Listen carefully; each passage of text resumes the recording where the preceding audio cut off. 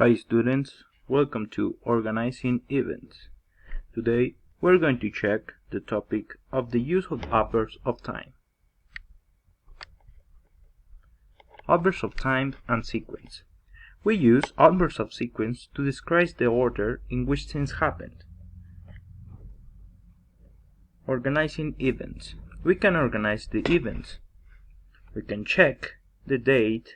For example, the earthquake was in 1985 and the tsunami in 2011. So, the first event was the earthquake and the second, the tsunami. We have an example about timeline of the social media platforms.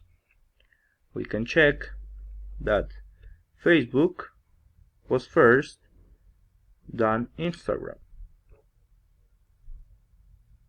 What are the adverbs of sequence? We have first, next, then, after that, and finally. We can say also first, second, third, and finally.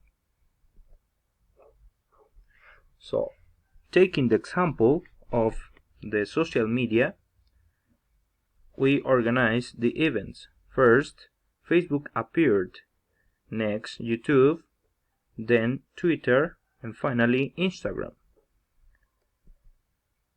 Now you can organize the events in order. Thank you for your attention.